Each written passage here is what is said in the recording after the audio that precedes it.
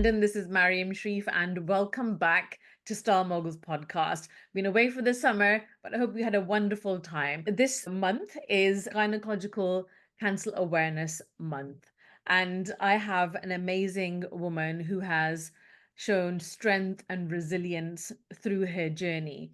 But she is actually a fellow creative and has 17 years of experience in media. She is the director of Asian Star Radio. Please welcome Sbba Siddique. Hi, Maryum. Thank you so much for having me.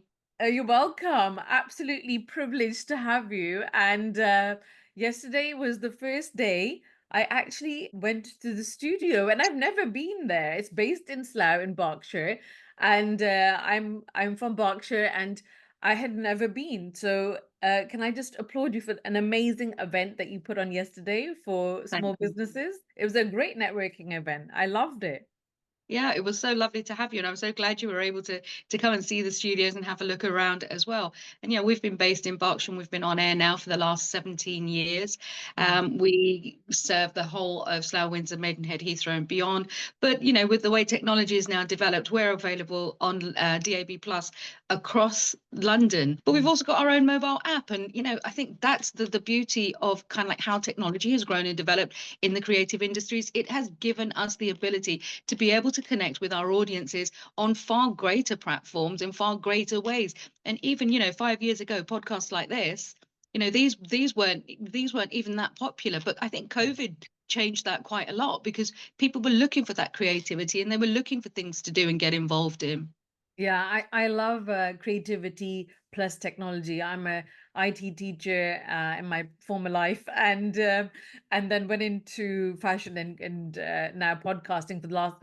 It'll be 6 years in November. So I have I started before COVID, but what a wonderful experience and a way to tell stories. So your journey in media of 17 years, that's phenomenal because unheard of, really, for women to be in media. What has been your experience? How did you get into it? My journey is purely accidental. I mean, I come from a very strong sales and marketing background, having, you know, worked for some major IT companies in sales. My husband is actually the celebrity in the family. He's a broadcaster. He has Right. been broadcasting for over 30 years. He's worked for numerous stations here in the UK, the BBC included. And he'd always had a dream that he wanted to create his own radio station with a Right. sound that he knew South Asians wanted. Because even with the other stations that were around, it was a very, very insular group. And it was what, you know, they weren't playing the music that, you know, listeners wanted to hear. They weren't talking about the subjects that people wanted to hear. So Right. he had this idea. And, you know, after 18 months of hard work, it is a very long licensing process because all radio stations are licensed by the UK government. We were successful in putting together Asian Star. I was drawn in because of my sales, marketing, and, you know, kind of like that business side of things. He was the original creative with all of the programming, the radio, the on-air experience, and hence Asian Star was born. It's a really community feel. Like I feel like you're an integral part of the community. Yeah, absolutely. And one of the things that I found very early on in my kind of like Yeah. dabbling in the radio world was that it was a very male dominated industry. There were Indeed. very few opportunities for women. There were very few opportunities for women to be involved in flagship programs. So, I mean, in radio, we'd call our breakfast and drive shows. Those are our flagship because those have the highest peak listening. Um, and I found that very hard to deal with. So one of the first things that I started to do was actually champion getting more women involved, running training courses. I developed our radio broadcasting training program. And in the space of the last 17 years, I'd say we have trained broadcasters, and I don't call them presenters because they are more than that. They are not just a DJ or a disc jockey. We train broadcasters, and in the last 17 years, we've probably trained over 100. And I'm really pleased, and I'm proud to say that I've got people that I've trained and who have gone through our training program. They are sitting in, you know, radio stations like the BBC, Capital One Extra, mainstream stations, as well as mainstream South Asian stations. Yeah. So it's a proud moment for us because We are a grassroots organization. We develop, we nurture talent, and we are provide people with the tools and skills, particularly women, because I want women to progress in this industry where it is so male dominated, and we provide them with the tools to be able to progress. And so, how important do you think it is that South Asian Muslim women are storytellers, content creators, decision makers in media? 100%. Absolutely. Visibility from, and you know, I just don't limit it to South Asian women. I don't limit it to Muslim women. Every single woman deserves that opportunity.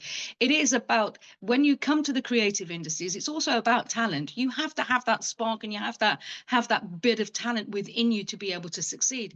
And yeah, I've seen people that have come through our doors who want 15 minutes of fame, and then, you know, they've done their dabbling in radio, and then they disappear. But there are people that are passionate about making this a career, because radio is what they are passionate about. Do you think radio will continue? I mean, with different mediums of video and podcasting, podcasting is like your own little channel. So, how do you feel is the future of radio? I think radio in itself has grown and has developed and is holding its own alongside all of these new mediums that have come up. You know, you've got this whole craze of TikTok now, where people are just so focused on those videos, and it's. I like the development, like you said. You know, I Yeah. like the growth and development in technology, and how we're able to connect with our audiences. Yes. Radio, I think, is a staple. It's something that will always remain because it is so accessible. And from that point of view, and now how technology is, like with our mobile app, we've got over, you know, 22,000 listeners on our, you know, downloads on our mobile app. That is, it's with you wherever you go. There is Yeah. not a point in the day that you need to be without us. You're going in the car, you're plugging in your Bluetooth, you know. So we're I love that working. actually, Sabah. That I love the fact that you can have an app. That's for me, that is a great like add-on, because that's where technology really does show its connectivity, doesn't it? Exactly. And Yeah. it's also, we are, as a service, we are growing with that technology. And there is always this hesitance of, is it going to work? Is it not going to work? But we have, you know, we have prided ourselves on the fact that as the developments in technology have taken place, we have worked alongside to build our brand up in line with those. And we're finding new audiences every single day, because you know, we are keeping ahead of the curve with technology. I think one must. I think if you don't keep up with technology, you're going to get left behind. And as my father always taught me, you have to be adaptable, you have to keep up to date, otherwise you'll be obsolete. And then Yes, technology moves so fast that exactly. it's great innovations, it's great for connectivity. I love it absolutely. Yeah. But also you know, this the demand of the world now, you know? Yeah, I mean, the consumption has definitely increased, and you know, you're a brand and you know, brand consultant yourself. You know the importance of refreshing your brand Yeah. continually. Always, you know, we have core ethics, and we have core values, and we have our core brand identity. But Yes. we are constantly tweaking ourselves, Yes. just to be able to touch a new audience in a little way every single day to build on the numbers we've already got. How do you balance that kind of personal authenticity with community expectations? We are very okay. I have to take this back to our license Right, first, okay. only because we are licensed by government, and our license contains what are called our key promises, and they are the promises that we've made when we've been awarded our license, and we have to stick to those. Right. We aren't legally able to maneuver from those. Mm-hmm. But what we are able to do is adapt our style and brand, and um, how we actually portray our image. So our core values will always remain the same. We'll remain a Bollywood service. We'll remain serving the community. It's just how we do it. We look for new and innovative ways to connect.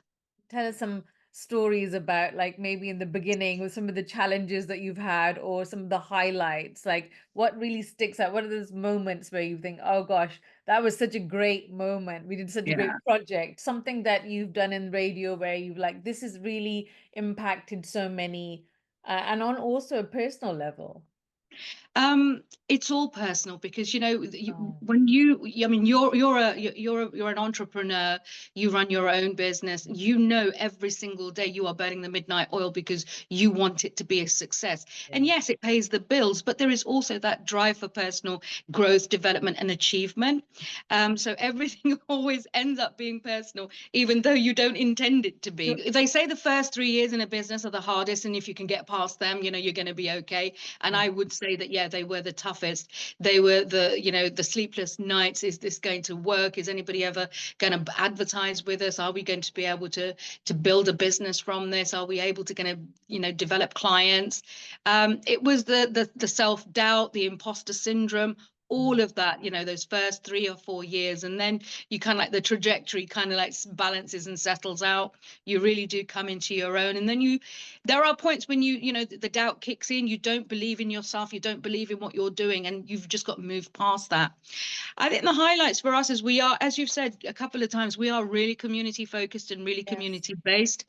As an organization, we don't just run the radio station. We are also organizers of events that happen here locally. Our flagship event is the Slough Mela. Now, Oh, Slough Mela is yes. kind of like our baby, and that, for us is That was probably our, wonderful. I remember back in the days yeah, attending one year. Yeah. And I think I was living in Gloucestershire at that time, and I came especially for the event. yeah. Yeah.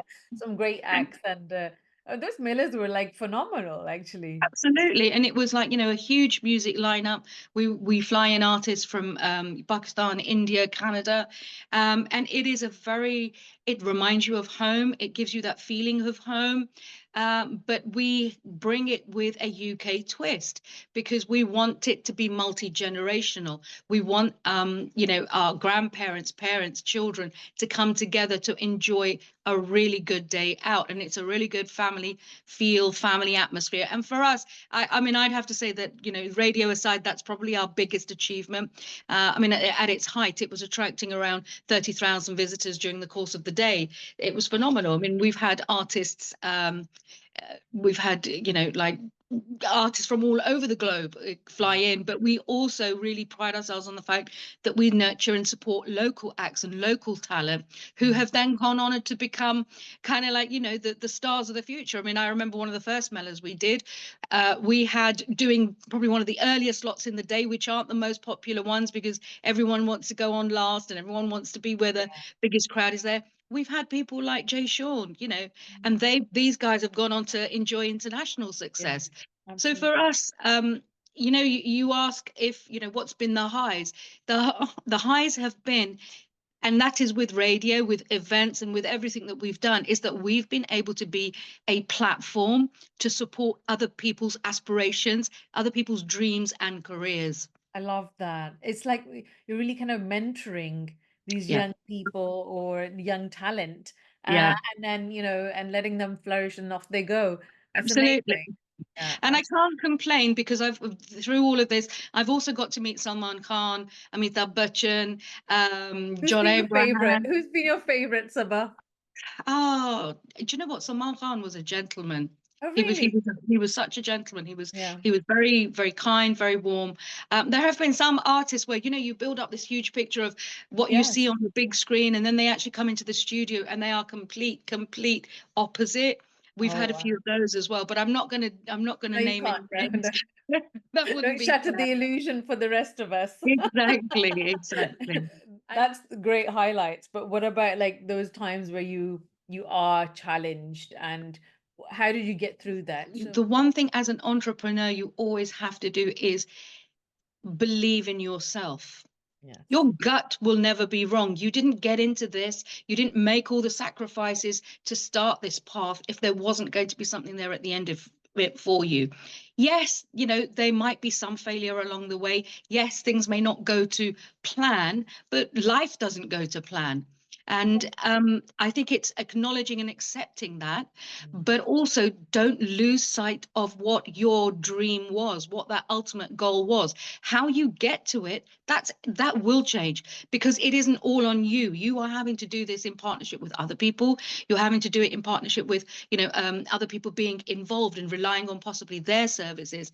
you have to remember the end goal of where you want to go to. How you get to it, you will navigate it. So how can we get more women involved into media? What would you suggest? The biggest thing for me in anything in life is visibility and representation. If you can see it, you can be it. And for me, I love looking on my Instagram feed, because I see so many of my Muslim sisters just rocking it, absolutely rocking it, and they are doing some wonderful, amazing things. And they are in, and it's not just kind of like, oh, I'm a content creator. They are Yeah. actually doing real awareness work. They are doing uh, counseling work, they are doing campaigning work, they're doing advocacy work, they are in all streams of professional roles, and they are laying a path for those that are going to follow, being role models, because that's what our daughters and future generations need to see, that we are breaking the mold of our mothers who led pretty sheltered and lives that were very restricted. But now, we have so many girls, so many women breaking those glass ceilings, and I want to see more. And I want to be able to promote more. I want to be able to showcase more, so that the girls can see that, do you know what? I'm able to do that. If she can do it, I can do it. Media for, like, if somebody wants to break through, what is the first step one should take?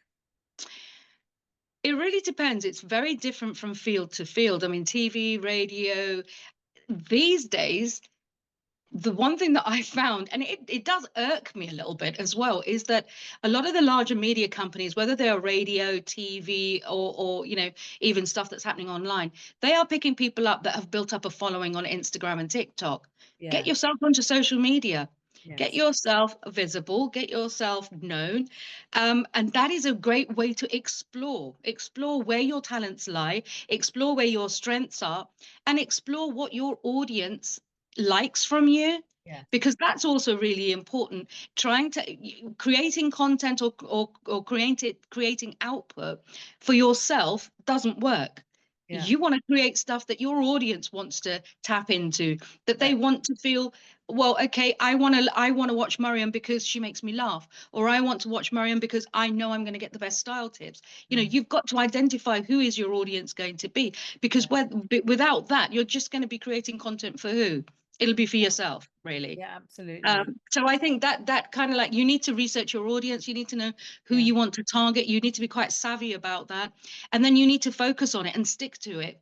Mm. And you will watch the growth as you become more popular, as you increase your listener base, your audience base, your viewership, your followership. You will see what they like, they don't like, and you adjust yourself to that to create more or less of. Absolutely. I do feel that initially, whenever you're in a creative industry, you don't know which path to take. I feel like you should do everything because you just don't know which one you like. Maybe I'm mentoring, I always say that it may be that something that you thought that you liked, but when you come to do it, like you think, Yeah. I'm not doing this. Like I went into TV and film makeup, and I was like, I'm the first one on set and the last one to leave. This is not good. Not for me, I don't no. want to be doing this. And I was like, I don't care if it's glamorous or not. I am not spending all that time because you're there for touch-ups, and then you're literally there for like the last person. Yeah.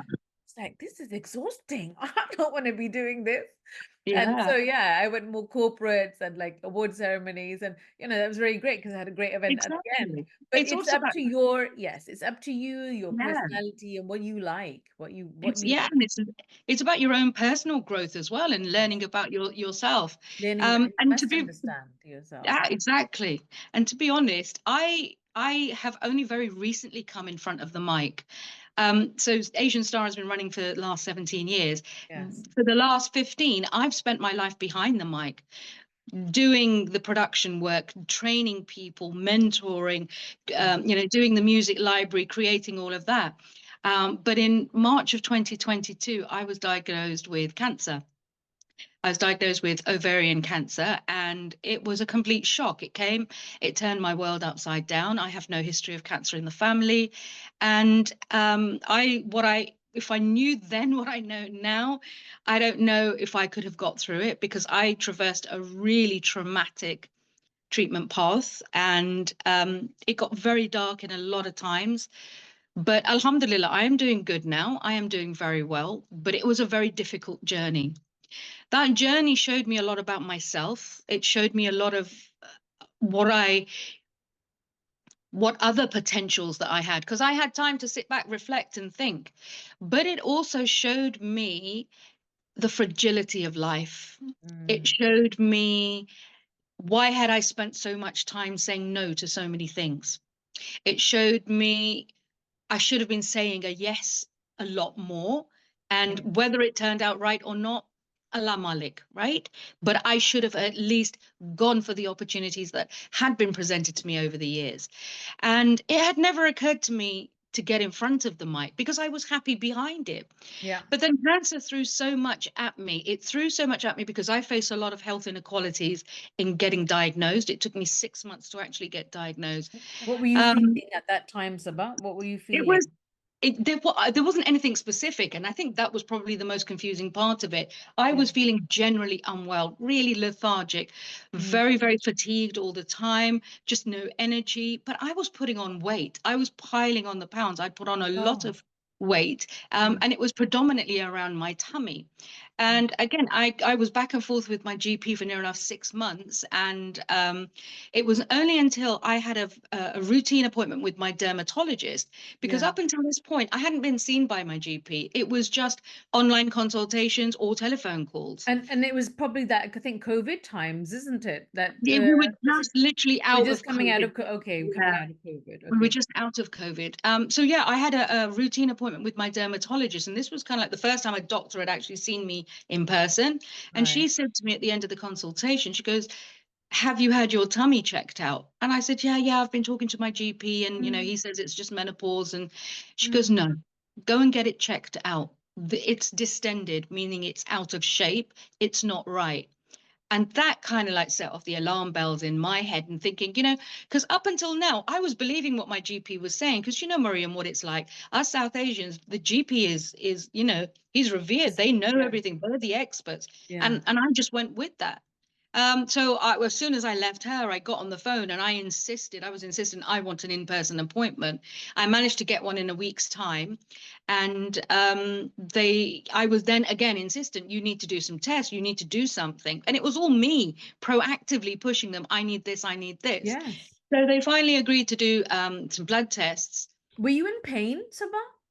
Discomfort, not Okay. I wasn't in actual pain. I was just in discomfort because because the tummy had grown so much, I just felt bloated all the time. I'd Yeah. eat a little bit and I would just feel full. I needed to go to the bathroom a lot more. It was Yes. just very uncomfortable. It was Yeah. and even when I think back to it now, there wasn't a point I can pinpoint where I had like sharp pain, or I had a really Yeah. bad painful Okay. experience. It was just very uncomfortable. Mm. um, so when they did the blood test, that they found that the cancer markers had come back raised. And I've just been through 6 months of trying to get for a diagnosis or trying to get information, and it's nothing has happened. Within the next 10 days, it was like the NHS was fantastic.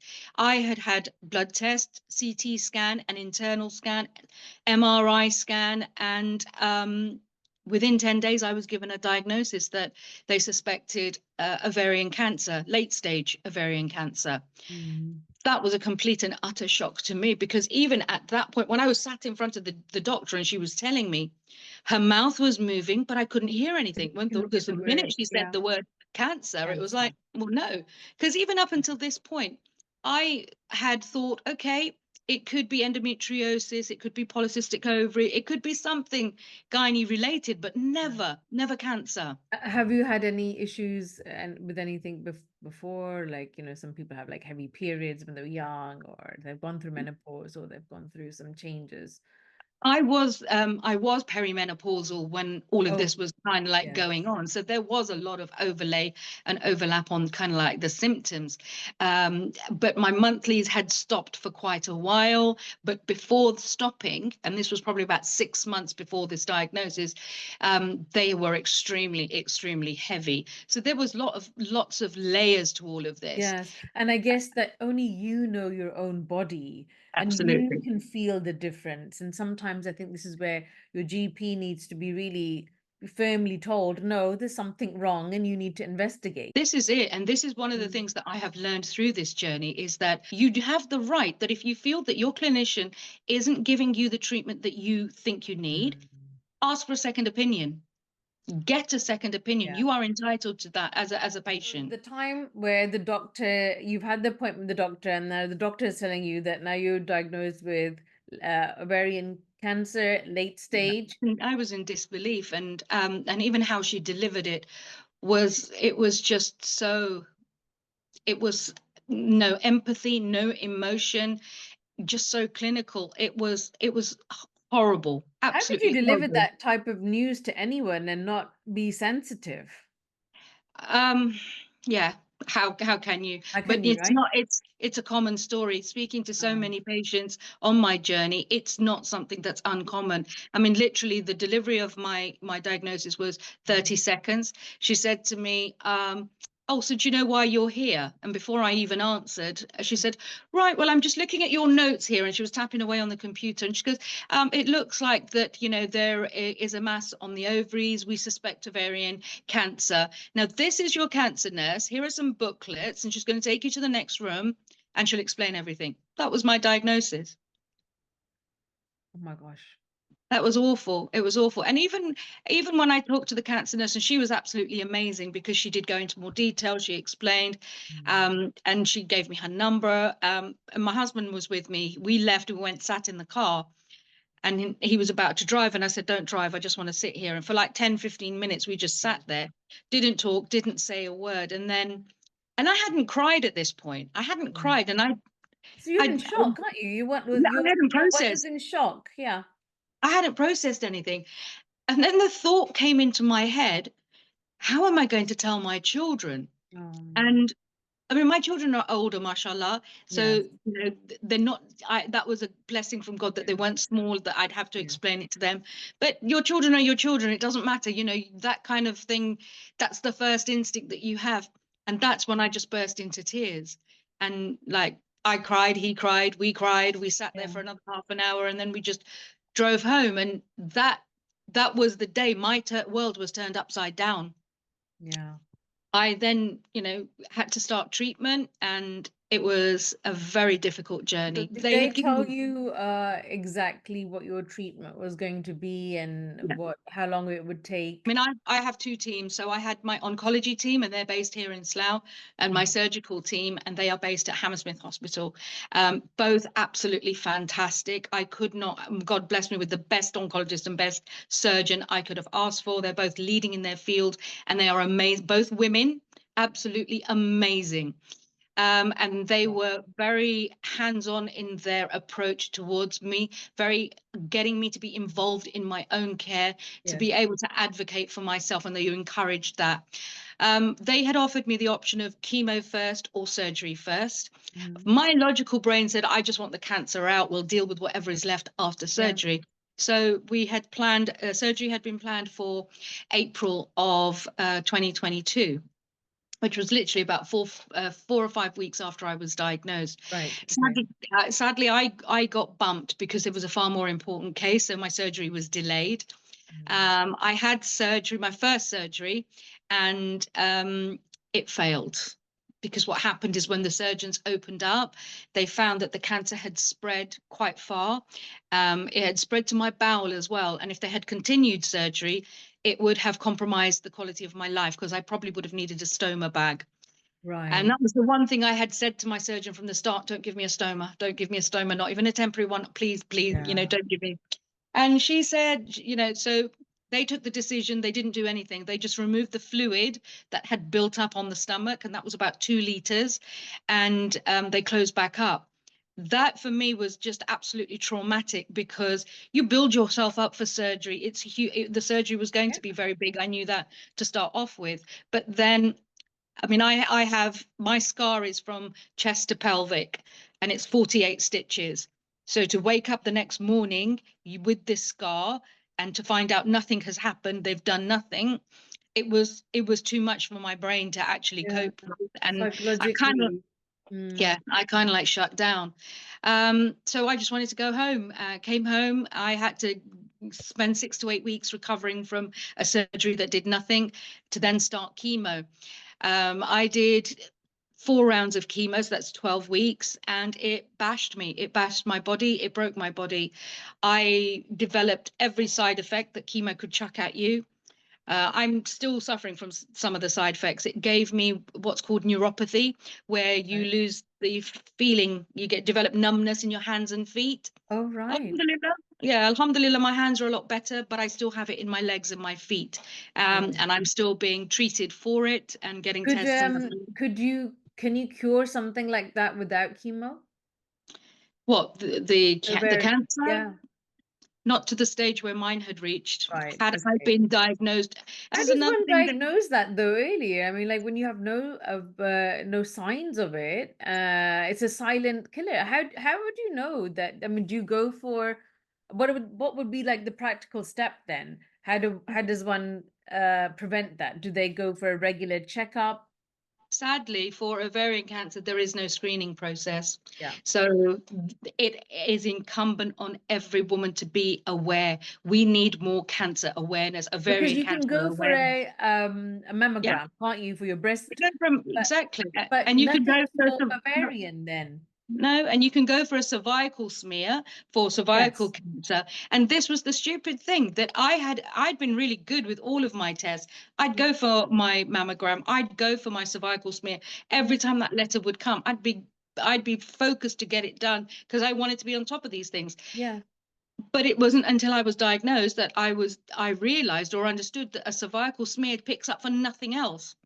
And many women believe that it picks up for other Yeah. gynae I cancers. I I presumed. I mean, like you've just educated me. I actually thought Yeah, that. I yeah, it actually thought that. I'm covered. Yeah, it doesn't. And this is one of the things, I mean, like since, my second op and feeling a lot better, I'm campaigning for more awareness around ovarian You cancer. said you had one surgery and then you had another one. So I had one surgery. I then had IV chemo, 12 weeks of that, which also failed at the end of 12 weeks Why after did it leaving me. fail? What is the reason? What does it The not work reason all the time? the reason was that the IV key, what the exact diagnosis of what my ovarian cancer was, came after I had completed IV chemo. And so mine is a very rare form of ovarian cancer. It's low grade serous, and Right. IV chemo doesn't respond very well to that. But I had already embarked on IV chemo before that result came in. But even within the NHS, they have to front line, or the first line of response is always IV chemo. For funding reasons, they have to give you IV, prove it fails to be able to move on to other treatments. Mm-hmm. So the IV chemo failed. It's left me with a disability that I now currently have to live with, where my feet are constantly numb. They are only two temperatures, hot or cold. There's nothing in between. There are Um, times when I can't even feel the ground. So I have trips, I have falls. So it's oh, left a long really? term. What, you Yeah. can't feel the ground that you walk on? Yeah, sometimes because I get shooting pains, pins and needles. All the side effects after chemo. Yeah. And if Takes a that toll can on the exist. body, doesn't it? Absolutely. But it also takes a toll on your mental health. Mental, yeah. Um, so when our IV chemo failed, my oncologist team decided we were going to try oral chemo. So the oral chemo was a tablet once a day. And I Mhm. was on that for 7 weeks. Maryum, if I thought that IV chemo was bad, I was not prepared whatsoever for what oral chemo was going to throw at me. I, as I say, was on it for 7 weeks. It has all the normal side effects that IV chemo has, but Mhm. it also, people can develop a rash. So I was getting the nausea, the fatigue, the tiredness, the diarrhea, the constipation, all of this. And then this rash started 2 weeks into taking it. And it initially started off as just like acne, teenage Right. pimples, Oh, right, okay. on my face. But within Mhm. a week, it had spread to my chest, my back. And within 4 weeks, it had spread all over my body, from the top of my head to the soles of my feet. Now, within those 7 weeks, I was hospitalized 4 times because of the rash. Because what ended up happening is once the rash appeared, it then went through the cycle of where it dried out.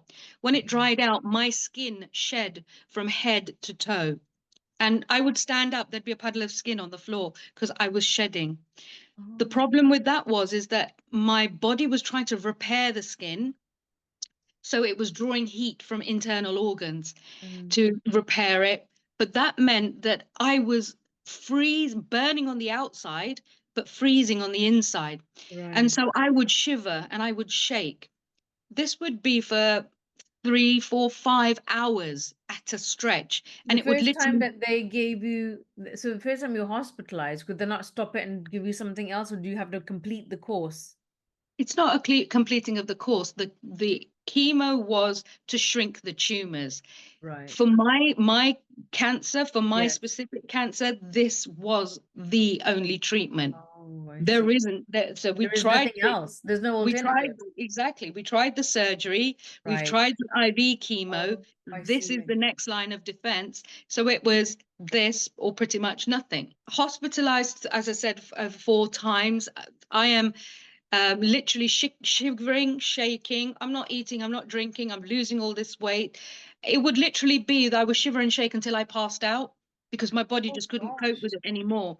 And then I'd be asleep for 3, 4 hours, and it was like I was like in a daze. I was a zombie. Even Mm, when I got up, I wouldn't have the strength to get up. I'd need to eat, but I couldn't because of the nausea and the sickness. mm, When I was hospitalized for about the third time, the A&E doctors saw the intent. That was when the rash was at its most height, its right. intent. Yes. They diagnosed it as what an acid burn victim would react. Oh, oh my gosh. Um, it was Severe. awful. It really was awful. And the other thing is that I'm a very logical person, and Mm, I'm very involved in my own care. I want to find out and I want to be informed on, what's my treatment? What am I doing? What are you feeding me? What are you giving me? absolutely. And I looked into this medication before taking it because I wanted to know, what's it going to The chuck at side me? effect, yes. And it mentioned rash. And I Googled things to try and see what this rash would look like. Yeah. All the photographs that I found was what that rash would look like on white skin, not on brown skin, not on South Asian skin. Um, And that is frightening that you're producing a medication that has this stronger response, but there is a section of the community that don't know what that's going to look like. There were no pictures of people of black and brown skin. And so that have you found somebody else who has the same kind of cancer as you, who is South Asian or black and had the same effect as you? No, I've met a few people. I mean, as I say, mine is one of the rarer cancers. I've met a few people that are South Asian, have had ovarian cancer, but not the same type as mine, because there are 3 different types of ovarian cancer. Right, So there's right. like group and a subgroup within it.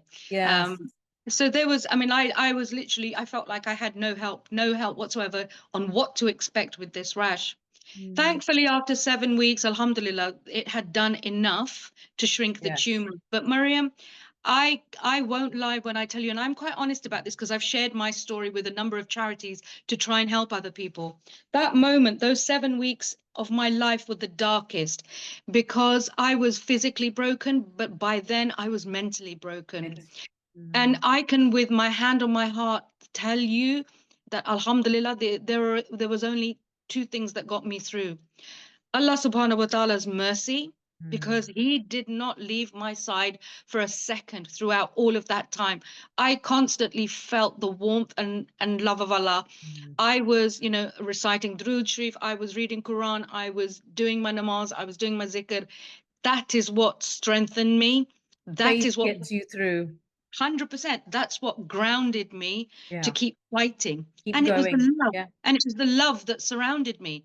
My Mm, immediate family, my friends, there so many people held my hand through all of this. mm. But and their duas, everybody's duas, that's what's got me through. Powerful.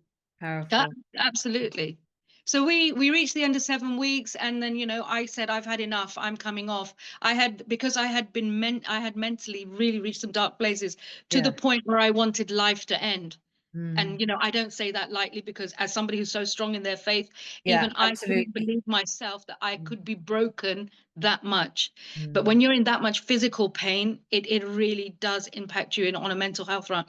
So at that point, I saw my doctors and I said, I'm sorry. I don't care whether, what happens from here on out. I'm not taking this anymore.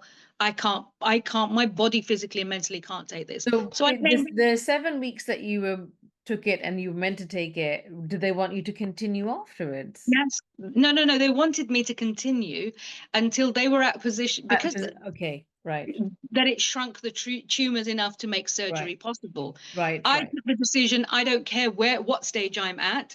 I am stopping it, whether it's shrunk it enough or not. But Alhamdulillah, Allah Ta'ala's mercy again, it had done enough. It had done Alhamdulillah. enough. And my surgeon said, yep, I will give it another go. And when I spoke to her before surgery, I said to her, what chances of how much do you think you will get? She goes, if I manage to get at least 50% of the tumors, I will be happy. I said, you're going to get 100%. And she laughed at me. And I said, I'm a person of faith. Do you believe? She goes, yeah, I believe. I'm a believer. I said, I have just what I've just gone through and how I've been pulled out of it by Allah. I believe you're gonna get a miracle when you do this surgery. And Yeah, she looked at me and she just smiled and she didn't say anything. yeah. So then that was in February of 2023 is when I had my second surgery, and it was very long. It was about 7 hours. Wow. Or don't, they took a lot. They took absolutely everything. So I have what's called debulking, where they remove everything from the womb, the cervix. But I lost some other bits as well. I lost a portion of my bowel.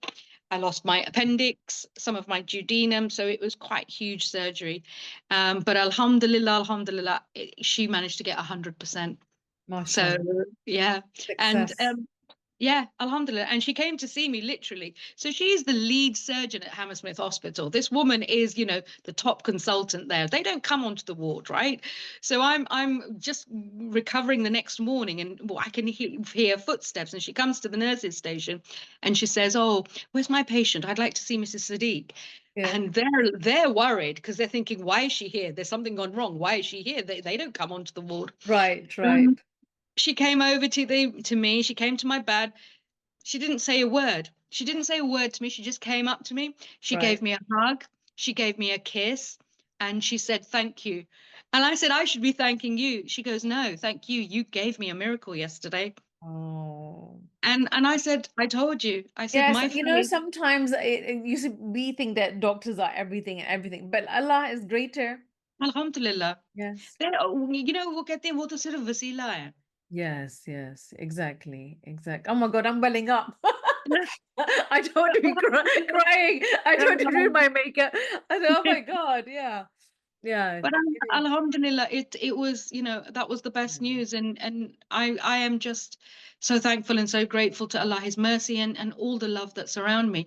But that woke me up. That whole thing woke me up. yes, What I had been through, I had gone through as a woman who's educated, brought up here, can speak for herself, can stand up for herself. yes, What about my sisters that can't? What about the people that don't have that courage, or they don't have it in them to yeah. challenge a doctor or Sometimes you challenge. might be, but sometimes you might be intelligent, you might be educated, you might be knowing everything, but something stops you. You can't speak Exactly. those words. It's not only that, Maryum, and I'm talking from my own experience on what it Yeah.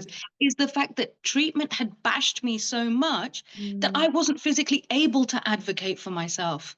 So, right, and there right. is that element to it as well, is that, like you say, they're educated, they can have all the understanding that you want. But when you are so physically unwell that you can't speak up for yourself, Right, there's right. that Because you're element. so fatigued and so probably fed up of Yeah, everything. Yes, right. exactly. For me, this conversation about raising awareness, about advocacy and campaigning, it's a two-way street. We as women of color suffer in a healthcare system that's just not designed for us. It's Yes, designed for a white middle-aged man or a white middle-aged woman. There right. needs to be culturally appropriate support, culturally appropriate treatments, and they need to be aware of our cultural and religious nuances. But then at the very same time, my community, our South Asian community, is rubbish. They are Mm. absolutely so closed on the whole cancer conversation. And when you Again, talk, like a sensitive topic, like I mean, cancer in itself anyway. Then you've got ovarian cancer. Then yeah, it's somewhat shameful to even speak about the absolutely. subject. Yeah. Yeah, absolutely. I mean, anything below the waist, and that's if you're a man or a woman, it's just not talked about or discussed. Mm. And that is because, as a community, the woman's body is first and foremost reviewed in a sexual way and Mm. not a medical way. And Mhm. that needs to 100% 100% change. stop. Yeah, absolutely. It needs to stop because we are putting women at risk. We're putting their health and their lives at risk. And the other problem that we have in our community, Maryum, is the fact that we don't have the language. There is no word for ovaries, there is no word for breasts. So how do you communicate and talk and Yes. openly discuss a subject when you don't even have the Have words for a it? word that describes it. Yeah. Absolutely. I Yeah. mean, I remember when I got my diagnosis, I had to explain to my ummi, I had to explain to her what I had. She did not know what I was saying because there's Mm. no word for ovaries, right? So I Mm. had to actually show her a picture of the womb and explain to her. And this is one of the things that I now do is I advocate and I campaign. I campaign for better cancer awareness. I campaign for normalizing the conversation around cancer so we can have open and frank discussions so that Yes. we are supporting and helping future generations. You did The something crazy, recently that I saw on your Instagram, which I thought was wonderful, is that you have been raising awareness with Macmillan. yeah, yeah, I did. Tell us something So about this is so this is where kind of like, staying behind the mic for 15 years, that. Mm. this cancer diagnosis gave me my voice. I had a Yes. voice. I was had a voice before. I was active. I was busy. I was eloquent. I was, advocating. But this gave me a voice to champion women and women's health. And out of that was born my radio program and also a series of podcasts that I've done in partnership with Macmillan. And the aim of the podcast was to try and normalize these cancer conversations. So Yes. we took guests from different backgrounds and perspectives. So I had the chief medical officer from the local hospital. I had a clinical nurse specialist, a counsellor, a patient who had been through that journey, and a support group that support women through cancer. And we had open and frank discussions with them about cancer Yes. and but specifically with a South Asian lens on how we can not only navigate a system that's not designed for us to get the best healthcare that we deserve, but to also open and have frank conversations on cancer within the Absolutely. community that is just so closed. Um, and if you want to have a listen, you can listen to those. They are Absolutely. I will available. list it into the Yeah. description below. Definitely because it has been nominated as the best podcast. You have a nomination? I do. I'm so excited. Yeah, we've been nominated for best podcast at the Asian Media Awards, which are later next month. That's wonderful. Inshallah, you will win it. Inshallah. Inshallah, inshallah. But what a great like so Allah Ta'ala has, put you through that test and now you are this voice that champions and helps other women. You mentioned support.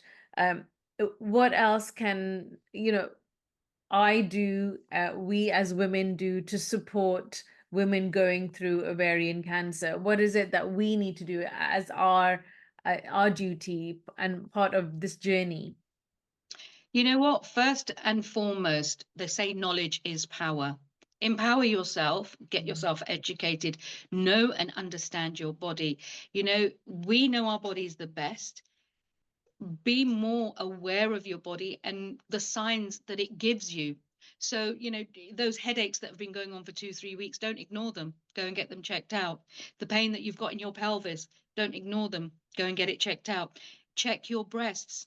Check yourselves. Go for your mammograms. Go for those screenings. Whenever you are invited for anything, be your own advocate because you have to be, because nobody else is going to come and do it for you. And Yeah. you need to be able to you need to be educating yourself.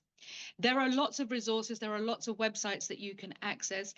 Google is an absolute minefield, and if you go down the wrong rabbit hole, you're going to access the wrong I was gonna information. say sometimes I've done that when I've like had something, I was like, oh, Google it, and I was like, oh my God, why did I do Yeah, this? Because no, you end up scaring yourself and you think, yeah, okay, and then end up doing nothing. That's the thing, that you end up then Exactly. scaring yourself. And I've done this, like I was like, then ignore it. And then that's no good. So I think designated channels and Yeah. platforms where you can get and access information. But yeah. So I mean, and I would recommend that if you want to go down the Google rabbit hole, then the only websites you should really be looking at is Macmillan, or if it's about a cancer specific website. So there's places like, Breast Cancer UK, Target Ovarian Cancer. Macmillan has lots of information on all the cancers, so you'll find a lot of resources there. They're also good for being able to provide language support for if English is not your first language, so you can get literature and videos in other languages. But also the NHS website is absolutely great as well. And those are the pretty much the two that I really stick to. Anything else is going to, like you say, Maryum, just frighten you. again, got to go with that gut feeling that something's not right. Yeah, And I know my body best. Don't gaslight me. I know who I am. And then please absolutely. investigate it, because that is your role and that is what you're meant to do. Because I'd rather be investigated than not, like again, I had Dr. Nigat on Yeah, the show as well, and she said you've got to be drama queens about it. absolutely, I absolutely. had the founder And of Sukoon on, and last year I did an episode with her about breast cancer, yeah, and I had actually someone reach out to me and said, "Maryam, I watched your show, and because I was diagnosed, and it really helped me." So for me, I did my part, and I'm helping other women with awareness, and I think that's why your cancer, your story, your journey, and how you've triumphed, it's so rare, but it needs to be highlighted. and this, Yeah. things like this that you're doing, Maryam, are absolutely vital, because you are going so far in normalizing this conversation, so people will actually feel comfortable talking about it. And I post quite a lot on my socials, on my Instagram and on my Facebook and whatever. And I have women reach out to me in my inbox, and they will say thank you. And I say, well, thank you for what? And then I've had a couple recently who've said, because we weren't allowed to talk Yes. about cancer, we weren't talk Yes. about allowed to talk about our bodies, but you've kind of like given me that permission to have those conversations. Yes. The important reason also why it's vital to have these conversations is the first thing that they asked me when I was received my diagnosis was, do you have a history of cancer in the family? I said no, not because Mm. I didn't know, but because we just don't talk about it. And True. now, True. and that meant the whole conversation around genetic testing and hereditary cancers, that was completely shut down. Yes. So that is something that we need to talk about, because Yes. sadly, in my case, I've subsequently found out that I had a cousin who passed away from ovarian cancer, but nobody talked about it. Oh gosh. That's So, although there I am at the beginning saying I have no history ru- in the family, how would you but know? There's I no at that discussion. point, There was yeah, obviously no, exactly. because At that it's hidden underneath the carpet, isn't it? But then equally men have a role in this. 100%, at the 100%. At the end of the day, they're going to have some sort of female in their life, whether it's a mother, sister, cousin, friend, whatever. And we also, in order to bring about change within, the whether it's our community, or whether it's within the NHS and the healthcare system, we need allyship. We need allyship with Yes. the men, and they need to be along with us on this Absolutely. conversation. Yeah, they need to Um, be involved fully, fully involved. I always think understanding is the most yeah. important. Any conversation. Do you not just communicate, but can you comprehend what someone is saying? So, Exactly. And sometimes I think, people listen to respond, but not yeah. listen to understand. And Yes. that's kind of like quite sad. And it can be an extremely lonely journey, especially, when you are talking about gynae cancers, because, nobody wants to discuss them, nobody wants to Yeah. talk about them. But it's a reality, girls. We all have those parts. We all Yes. have those bits, and there is the huge possibility that something might go wrong. Do you But know it what the isn't just stats about, are? Do you know what the stats are? And now they been increasing, or is it because of yeah. the awareness that people are more aware now? So do So, you know what the so stats are? the stats for cancer, or generally, is 1 in 2, Mm. whereas just a few years ago it used to be 1 in 3, so now 1 in 2. Yes. people will be diagnosed with cancer. The stats are also getting better because of the awareness that is happening. People are now being diagnosed at an earlier stage. Yes. Yeah. So that means that, that means less invasive Yes. treatments Yeah. and easier pathways and better survival rates. But we've got quite an aging population, so that impacts things a lot. And people are now presenting not only kind of like with cancers, but other comorbidities, which makes things have difficult for, a healthcare system that's already so stretched. Mm. I know I talk about health inequalities quite a lot, but I have a lot of love for the NHS.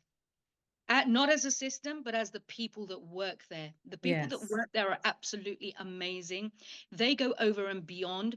They are sadly having to do jobs with their hand tied behind their back because of funding.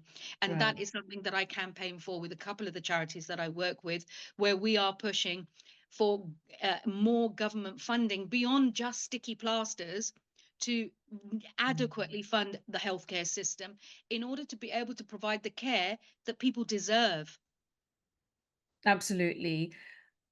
It's such an important topic, and that's why I've been trying to get hold of you in this last month, and obviously you've been so busy. But I'm so glad we did this because it will, even if it just helps one person, and it's not that, it's just I think every woman should really listen to this. Like you said, it's a reality. We will Yeah. come across someone who has cancer, and better to be prepared and to investigate it. Like you said, there's no signs, there's no signals for this. Like, how do we detect this until you actually get investigated? I mean, that's the scariest, isn't it? It is there, and there are subtle symptoms. There are subtle symptoms, but the thing is that as women, our Mm. pain and discomfort is often so ignored. I mean, you've just got to take the case of, young girls that experience heavy periods, and they're Yeah. just told, "Oh, have some paracetamol, have some chocolate, have a hot water bottle, you'll be all right." Yes. And this is what we've That's not what we've normal. got. Yeah, and this is what we've got to move beyond. That Yes. even if I had known, like, the subtle symptoms that I was getting, that they could be cancerous, I would have been on my GP a lot sooner. So Yeah. this is why this whole campaign for raising awareness and having a government funded campaign that Mm. raises awareness so that women are aware. They know that needing to pee a lot more, a bloated tummy, your change in bowel movements, all of that can indicate that there is a possibility that this could be something far more serious than just menopause or endometriosis or What anything does else. one, so what does one go to the doctor and then say, I want what? I want an investigation of what? Will they do bloods first, or will they do, what do they Do you know do? that, Maryum, the funniest thing is, and it's not funny actually, I Mm. should say it's the saddest thing. Yeah. With regards to ovarian cancer, if the very beginning my GP had just done two simple things, Mm-hmm. one is a blood test and one Yes. is an ultrasound. Those are the Okay. two things, relatively inexpensive. You compare the cost of doing a blood test and an ultrasound to that of then me having to Then, have a CT scan and an yes. MRI and all that. That is all initially that needs to be done. So if a woman is coming in with similar symptoms, because my symptoms were similar to menopause, possible Yes. IBS, all of that. So if there is Yes. uncertainty, it's Mm. very inexpensive. Just do a blood test and do an ultrasound. So if you feel that you have any of the symptoms and you feel that it's possibly something that isn't right, then push Yes. for those. Ask them to do the blood tests, full spectrum blood test, and an ultrasound. And Okay. it's as simple as that to start off with. It's just kind of basic, simple steps, isn't it? The And blood test, even the yeah, blood test is sufficient because that's yeah. what, for me, once they had done the blood test, that was it. The markers were raised, and that raised the red flags for them. And how often do you think we should request this? Or I mean, of course, if you feel signs and stuff, but like if it's a silent killer, then what does one do then? Every 6 months or every year?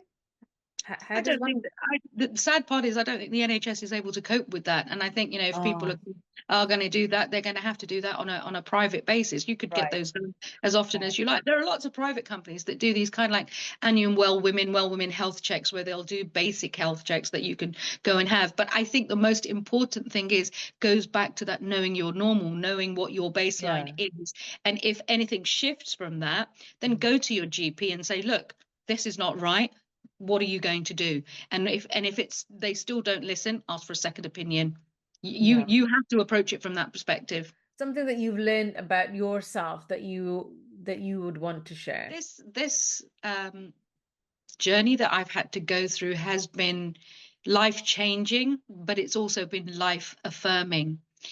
And it's been affirming in very many different ways, because that whole imposter syndrome follows us South Asian women no matter where we go. Because from a very young age, we're always told to, oh, sit down, be quiet, don't do this, don't do that, don't be bigger than this. Oh, listen to your husbands, listen to your brothers, listen. Believe in yourself. You are amazing.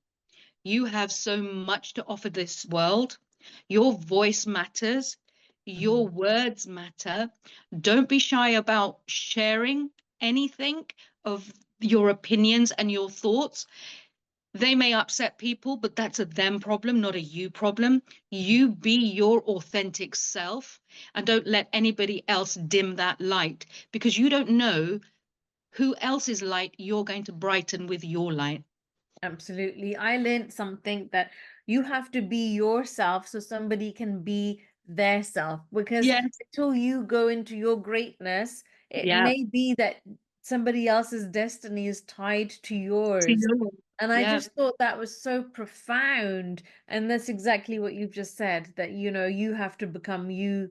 I was just going to say, but you also have to remember, and one of the things that I kind of like see more of now is that you need to just be you, unashamed, unabashed, What unapologetic, does that just mean to you, though? I know we throw around these words of being authentic and being just you. What does it really mean, though? What does it mean to you? it means what I stand for is what you will see wherever or however you meet me. That I have core values, I have core ethics, I have core morals, values, and beliefs. And in any aspect of my life, I am going to ensure that I live by those. What And is a that's core value that you live by then? What is a core value that you for live by? me. The first and foremost is my deen, is my religion and my connection with God. And that for me it is so special in so many ways. And my journey has just cemented that relationship for me. Any doubts I had, we're all human, we are fallible to the shaitan, and we always, kind of like think, oh well, you know maybe God doesn't want this for me, maybe God doesn't want that to me. I have learned the power of just belief, tawakkul, just Yes, hold on to his rope, yes, forget everything absolutely. else, and just stick to Mm, that. yes. um and I think that's the biggest lesson that this has taught me. And Yes. also, we worry about so many things, Mm. and half of them, I actually, not even half, Maryam, I say 70% of that worry is Yes, actually irrelevant absolutely. sometimes. And I would say, just let it go. You Yes. will be happier and you will feel healthier mentally. Yeah, absolutely. Absolutely. I think half the things that we think never even happen, Yep, we make it so big in our minds that we then create this block in front of ourselves, and we need to get out of our own way. That's what I always say. If you absolutely. do that, then you will accomplish and be successful.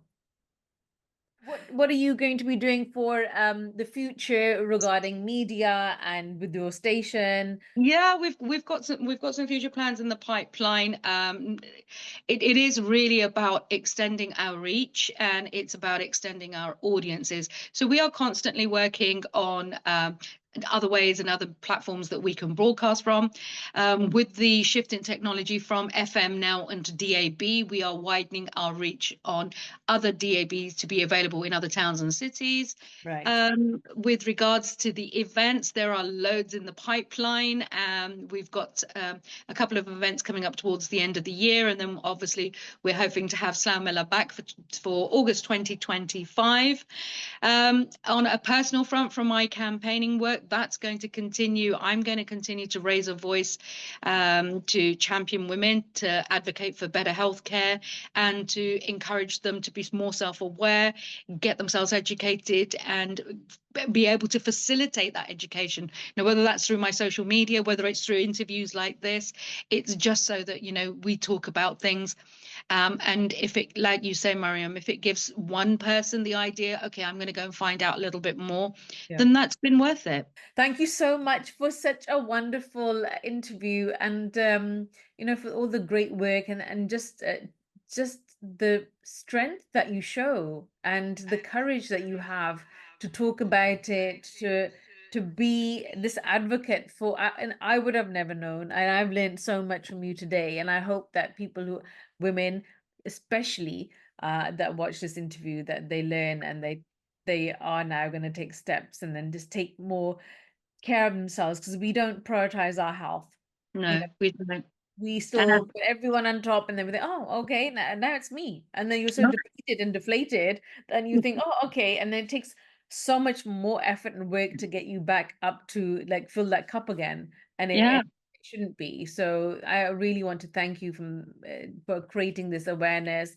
And we use September to anchor this, and a first person back on the show after the summer. So I really loved it. Thank you so much. thank you. All the success for the radio, and for a healthy, happy life, inshallah. Thank you. Alhamdulillah. Yes, thanks so much for having me, Mariam. Thank you. Take care.